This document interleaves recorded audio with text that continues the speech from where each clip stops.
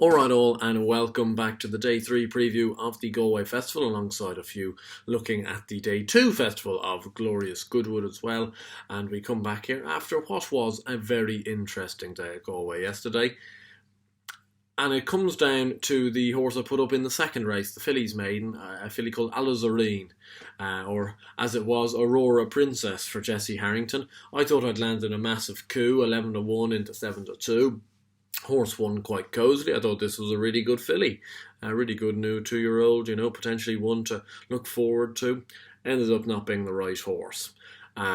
So a very, very odd situation where I've been paid out the winner. I don't know if you've backed Alizarine, let me know what happened down below, because I've been paid out on the winner on Paddy Power, but at the same time, it's not a winner, but it's a winner. From a monetary basis, I've been paid. But from a tipping point of view, it goes down as no winner, and therefore we had a losing day, even though I had a winning day because I'd be paid out on it. So very, very strange situation. Probably generous from Paddy Power, to be honest. Really, bookies shouldn't be needing to pay out. It's a nice gesture, but they shouldn't be needing to pay out on something like that. So let me know if you backed Alizarine, what happened there. But a bit of a strange one, that's being said. Unfortunately, the rest of them didn't really run up to much. A few poor enough efforts, and obviously our nap of the day baseman just couldn't get the job done. Didn't really look like he wanted to put his head in front, which was a bit disappointing.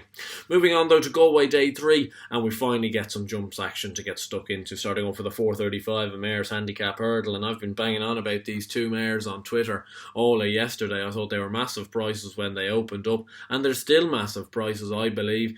I didn't think we'd be getting massive each way prices about them, but Valentina Lady, best price at 10-1. And Socially Distanced, best price of 12-1, both for Paul Nolan. Sean O'Keefe rides Valentina, Brian Cooper rides Socially Distant. Both of them dropping back down to 2 miles, which I think will suit. They're both quite keen, buzzy types, especially Valentina Lady. She needs this step down in trip, and in a big field handicap, there's possibilities that will really suit, because she's a bit of a high head carriage and she can be a bit fizzy and buzzy early on in her race. Socially Distanced ran a great race at the Punchestown Festival when finishing third, despite drifting like a barge. It's only been put up £2 and still is feasibly weighted off a mark of 111. I think both of them will run well. The 5:10 is a listed novices hurdle, and I'm going to go for Surprise Package in this at 7-1, who's been a bit of a surprise package in his last two starts. He ran El Barra quite close in a maiden hurdle at the various Easter meeting. El Barra went on to win at Punchestown, and Surprise Package himself went on to win the big auction hurdle at Punchestown himself. He now stepped into listed company. We haven't seen him since then, so there are a few unknowns there. This Dark Voyager, I just couldn't be having. I really just couldn't be having. He didn't look like he wanted it last winter. He then wins a Tin Pot maiden hurdle around Tipperary. Maybe he's improved. He has won at Galway on the flat, which is a big which is a big bonus. But I'd be more siding with the likes of Annie G, maybe even Ferdy at a massive price before I'd even be tempted to back Dark Voyager at 2-1. So Surprise Package for me at 7-1. 5:45 this time round, I am going to go with the Mullins horse Lasparas for Willie and Paul Townend. He won his bumper quite impressively. He's in the Ronnie Bartlett colours. Looks to have plenty going for him. I think this step up to 2 mile 5 should really suit him, and I'm very hopeful that he'll get the job done. He is 11-8, and I think he's the shortest price, or very nearly the shortest price I'll be putting up today. The 6:15, the Galway Plate. I just have one for you, and I think it's a horse that's been completely and utterly rejected in the market, and it's a horse called Mitchouka for Gerard O'Loughlin and Ricky Doyle. He's 25-1. Now you can get as much as 7 places out there at 25-1.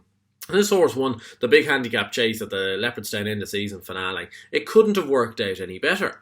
You've got Live Love Laugh, who was second, Mr. Fog Patches was fourth, Rapid Response was down the field, Powers Bomb was down the field, Snugsborough Hall was down the field, it's just Ishka Baha was down the field.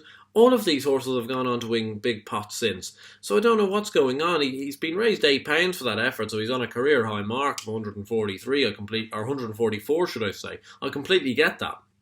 But he won that race and won it nicely in a race that can't have worked out better, then had a pipe opener over hurdles at Down Royal a month and a half ago.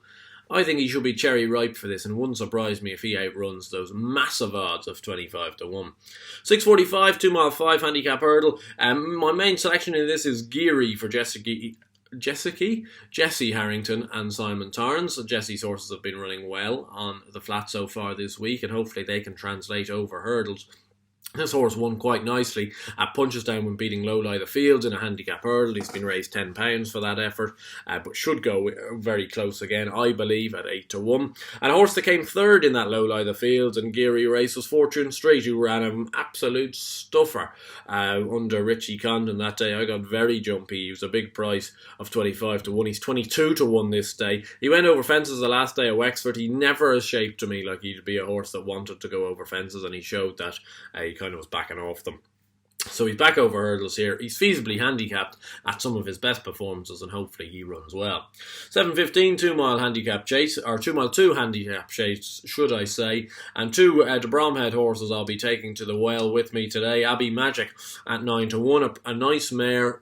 This in-between trip at 2-mile 2 actually should really suit this horse. A bold jumping front runner. Should go quite nicely, I believe. And the one, I got my win finally. If you did miss it at Killarney a couple of weeks ago, I got my win with Capucha Mix. And I'm now, I've gone from Capucha Mix to another De Bromhead, another Robcourt horse that I believe has one of these handicaps in her. And it's Zarakareva. 20-1, Aidan Coleman comes over to take the ride.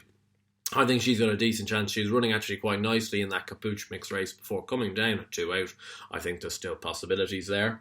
The 7:45, the Mayor's Bumper, I'm going to take a chance on Santa Maria at 7-1. The unraced horse for Dermot McLaughlin, who's had a few absolutely stunning horses for this owner over the last couple of years, especially in bumpers, including Santa Rossa probably being the main one of those a couple of years ago, who's unfortunately been met with injuries since then. We also had Delvino, who unfortunately didn't end up transpiring into the horse I thought she might last year, but hopefully the Santa Maria can go close at 7-1. And the 8:15, the Peter Fahey horse Esperti at 6-1. I know Merlin Giant's got a very good chance in this, but Esperti ran a lovely race behind the Big Gossiper at Down Royal on debut. Derek O'Connor now takes the ride. He's 6-1. I like these Peter Fahey horses. They usually travel well. They're usually well drilled, and hopefully this horse can go well. Looking over at Goodwood, just 3 selections for you there, so it's a busy enough day. The 150-mile 4 furlong handicap going to take Siskany in this for Charlie Appleby. I think he's a progressive horse. Won at Sandown, 2 starts back over 10 on soft ground. Then ran pretty well in the mile 4 handicap at Royal Ascot to finish 4th.